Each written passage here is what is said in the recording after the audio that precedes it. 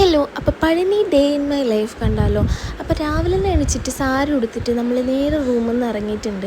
ഇത് സാരി വരുന്നത് അനിയത്തിയുടേതായിരുന്നു. എങ്ങനെയുണ്ടെന്ന് ഒന്ന് കമൻറ്റ് ചെയ്ത് പറയാം. അപ്പോൾ നമ്മൾ റൂമിൽ നിന്ന് ഇറങ്ങിയിട്ട് നേരെ പോയത് ഫുഡ് കഴിക്കാൻ വേണ്ടിയിട്ടായിരുന്നു. രാവിലെ തന്നെ ബ്രേക്ക്ഫാസ്റ്റ് കഴിക്കാൻ വേണ്ടിയിട്ട്. അപ്പോൾ പോകുന്ന വഴിയിൽ മുല്ലപ്പൂ കണ്ടിട്ടുണ്ടായിരുന്നു. പൊതുവേ ഞാൻ മുല്ലപ്പൂ വെക്കുന്ന ആളൊന്നുമല്ല. അപ്പോൾ അത് കണ്ടപ്പോൾ ഇഷ്ടപ്പെട്ടു.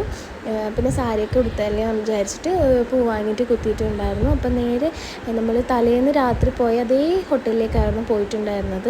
അപ്പോൾ തലേന്ന് പൊടിദോശയായിരുന്നു പറഞ്ഞിട്ടുണ്ടായിരുന്നത്. വൻ ഫ്ലോപ്പായിരുന്നു, നല്ല എരിഞ്ഞിട്ട് ചത്തിട്ടാന്നേ ഇല്ലു. അപ്പോൾ ഇന്ന് ഓർഡർ ചെയ്തിട്ടുണ്ടായിരുന്നത് നെയ് റോസ്റ്റായിരുന്നു. അപ്പോൾ അത് കഴിച്ചിട്ടുണ്ട്, നല്ല അടിപൊളിയായിരുന്നു. നല്ല വിശപ്പുണ്ടായിരുന്നു. തലേന്ന് ആ പൊടിദോശ കാരണം ഞാൻ കഴിച്ചിട്ടേ ഉണ്ടായിരുന്നില്ല. പിന്നെ അമ്മ പൂരിയായിരുന്നു ഓർഡർ ചെയ്തിട്ടുണ്ടായിരുന്നത്. അപ്പോൾ ആ പൂരി ഒന്ന് ഞാൻ ചെറുതായിട്ടൊന്ന് മോഷ്ടിച്ച് കഴിച്ചു നോക്കി. ടേസ്റ്റ് ഉണ്ടായിരുന്നു. പൊതുവെ എനിക്ക് രാവിലെ പൂരി കഴിക്കുന്ന ഇഷ്ടമല്ല, എന്നാലും എല്ലാം ഒന്ന് ടേസ്റ്റ് ചെയ്യണമല്ലോ. പിന്നെ ഇന്ദ്രക്കൻ്റെ കമ്മൽ എന്ന് പറഞ്ഞാൽ ഭയങ്കര ജീവനാണ്.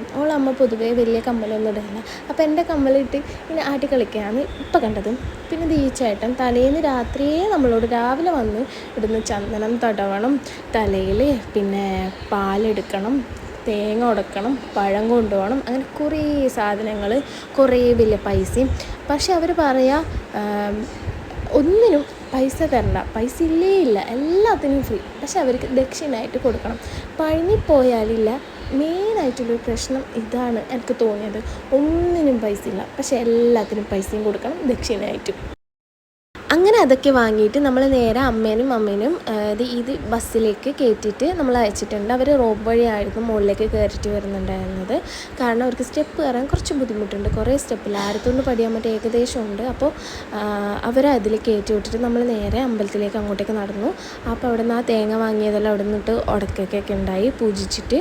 പിന്നെ മുകളിലേക്ക് കൊണ്ടുപോകുമ്പോൾ ഫോൺ എടുത്തുകൂടാ, അതുകൊണ്ട് തന്നെ മുകളിലത്തെ ഒരു വീഡിയോസും ഞാനിതിൽ ഇൻക്ലൂഡ് ആക്കിയിട്ടില്ല. പക്ഷെ ഞങ്ങൾ ഫോൺ കൊണ്ടുപോയിട്ടുണ്ടായിരുന്നു. കാരണം അമ്മയും വേറെ തന്നെ വന്നതുകൊണ്ട് തന്നെ അവരെ കോൺടാക്റ്റ് ആക്കാൻ വേറെ വഴിയില്ല. അപ്പോൾ ഫോൺ നമ്മൾ കൊണ്ടുപോയി ആ പൂജക്ക് ഉപയോഗിക്കേണ്ട ആ പഴത്തിൻ്റെ ആ സഞ്ചിയിലായിരുന്നു ഇട്ടിട്ടുണ്ടായിരുന്നത്. പിന്നെ തിരിച്ചിറങ്ങിയത് നമ്മൾ ട്രെയിനിലായിരുന്നു.